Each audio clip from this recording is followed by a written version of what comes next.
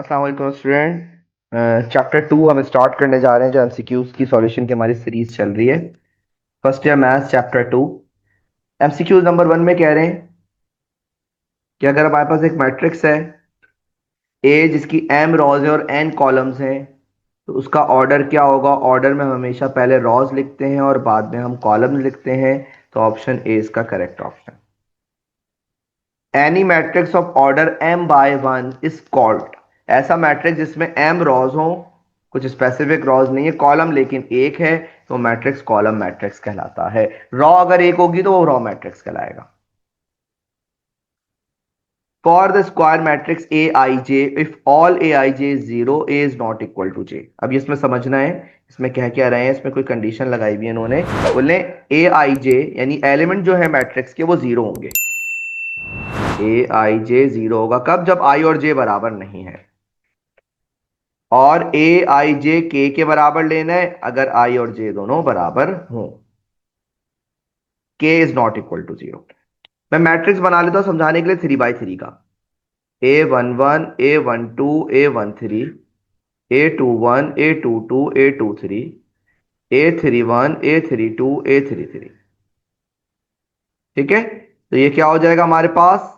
अब इसको अगर हम सिंप्लीफाई करते हैं तो हमें नजर आ रहा है ए आई जे जीरो होगा जब आई और जे बराबर नहीं है। यहाँ पे भी बराबर नहीं है, यहाँ पे भी बराबर नहीं है, यहाँ पे भी बराबर नहीं है, यहाँ पे भी बराबर नहीं है, यहाँ पे भी, यहाँ पे भी। तो इन सब जगहों पे जीरो आ जाएगा। और बाकी जो बोले बराबर है वहां पे के लिखना है। तो हमें पता है जो मैट्रिक्स बन रहा है डायगोनल मैट्रिक्स, और क्योंकि सेम वैल्यूज है तो ये स्केलर मैट्रिक्स कहलाएगा, ऑप्शन बी। द मैट्रिक्स 7, इसमें एक रॉ है। 7 की अगर मैं बात करूं तो इसकी एक रॉ है, एक ही कॉलम है, और ऑर्डर 1 by 1 है। तो इसके तमाम चीज हमारे पास ए, ऑप्शन ए स्क्वायर मैट्रिक्स भी है, रॉ मैट्रिक्स भी, कॉलम मैट्रिक्स भी, ऑल ऑफ दिस इसका आंसर हो जाएगा। के कोई भी स्केलर क्वांटिटी है और ए बी सी जो है वो मैट्रिक्स है। मैंने खुद से अलग से ब्रैकेट लगा दिया है और होल पे लगा हुआ है ट्रांसपोज। तो भाई ये याद रखना, ट्रांसपोज रॉस को कॉलम में फर्क करता है, तो के पे तो कोई फर्क नहीं पड़ेगा। और ए बी सी प्रॉपर्टी के मुताबिक इनका ऑर्डर चेंज हो जाएगा। सी पहले आ जाएगा, बी बाद में आएगा, और ए सबसे ज्यादा बाद में आएगा, सबसे एंड में। तो के सी बी और सब पे ट्रांसपोज, ऑप्शन बी इसका करेक्ट ऑप्शन।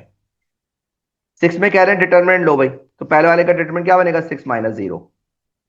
सेकंड वाले का डिटरमिनेंट 4 - 6, तो हो जाएगा 6 माइनस माइनस का 2, तो आंसर आ जाएगा 8। ऑप्शन बी इसका करेक्ट ऑप्शन। इसमें कह रहे हैं A B is equal to B A, then which one is true where A and B are square matrices.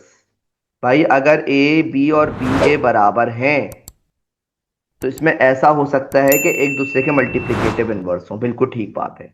अगर एक दूसरे का मल्टीप्लिकेटिव इनवर्स है ना, तो ए बी का आंसर भी आइडेंटिटी मैट्रिक्स आएगा और बी ए का आंसर भी आइडेंटिटी मैट्रिक्स आएगा, दोनों बराबर हो जाएंगे। बिल्कुल ठीक बात है। बी में कह रहे हैं ए और बी इज नल मैट्रिक्स। भाई अगर नल मैट्रिक्स होगा मल्टीप्लिकेशन के बाद जीरो जीरो आएगा, दोनों जीरो मैट्रिक्स आएगा, आंसर ऑप्शन बी भी। टू भी करेक्ट है।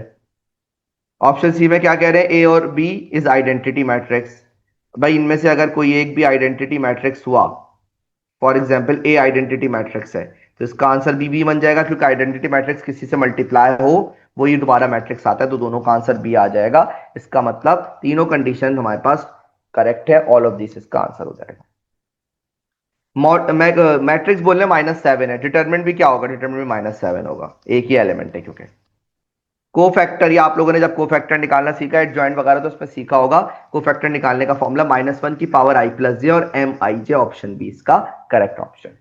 For any triangular matrix determinant of A is equal to, जब भी कोई ट्राइंगुलर मैट्रिक्स हो, ट्राइंगुलर मैट्रिक्स का मतलब है उसके डायगोनल में वैल्यूज होंगी, और या तो ऊपर जो ट्राइंगल बन रहा है एलिमेंट्स का वो होगा कुछ, या अपर ट्राइंगुलर कहलाता है, या जो नीचे है वो एलिमेंट्स होंगे और बाकी ऊपर जीरो होगा, ये लोअर ट्राइंगुलर कहलाता है। इसका जब भी हम डिटर्मिनेंट लेंगे तो हम इसके डायगोनल की वैल्यूज को मल्टीप्लाई करेंगे बस। पूरा सॉल्व करके देख लेना, आंसर एबीसी बन रहा होगा इसका। तो ये हो जाएगा हमारे पास, किसको मल्टीप्लाई करेंगे, हम प्रोडक्ट लेंगे लीडिंग डायगोनल्स ऑफ एलिमेंट्स। इसके बाद कह रहे हैं square matrix A I J where I A I J zero, I is less than J. I less than J हुआ, अगर पहला वाला नंबर दूसरे वाले से लेस हुआ तो वो जीरो लेना है हमें। इसके लिए भी बेहतर यही है कि आप मैट्रिक्स अपने पास बना लें A11, A12, A13, A21, A22, A23, A31, A32, A33। जब आपको पता चल जाएगा तो आपको मैट्रिक्स बनाने की भी जरूरत नहीं, आप डायरेक्ट डायरेक्ट कर सकते हो। बोले जो वन आई जो जे से लेस है वो जीरो करना है, तो ये तो जीरो नहीं करना होगा। और फिर क्या कह रहे हैं, A12, A1 जो है वो 2 से लेस है, जीरो कर दो। 1 3 से लेस है, जीरो कर दो।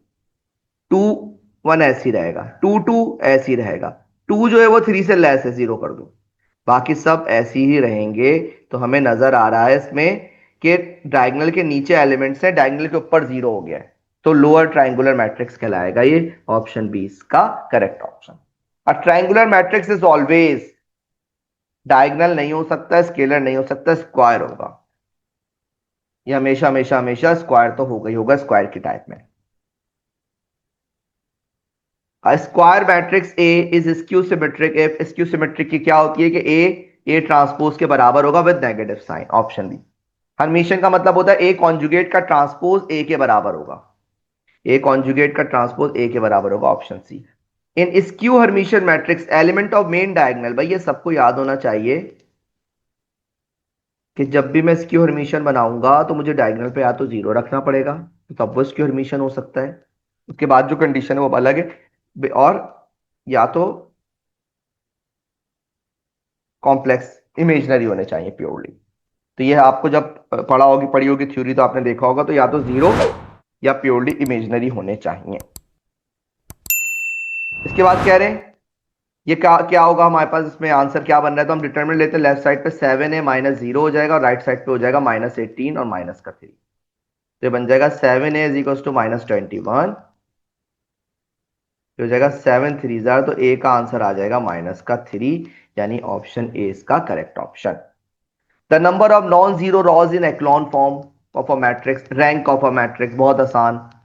If A is any square matrix, A is equal to -a transpose, अगर ये प्लस में ट्रांसपोज होता तो सिमेट्रिक, -a ट्रांसपोज है तो skew symmetric. If A is an idempotent, idempotent में ए स्क्वायर ए के बराबर होता है, और इनवॉल्यूंटरी में ए स्क्वायर आई के बराबर होता है। इसमें कह रहे हैं कोफैक्टर निकालो A22 के। A22 के कोफैक्टर निकालने का फॉर्मूला -1 की पावर 2+2 और M22, यानी सेकंड और सेकंड कॉलम को छोड़ के डिटरमिनेंट ले लो। -1 -0, तो इसका आंसर आ जाएगा 1 इंटू -1, आंसर बन जाएगा -1। ऑप्शन बी इसका करेक्ट ऑप्शन। ये हमारे पास चैप्टर 2 के MCQs के सॉल्यूशन।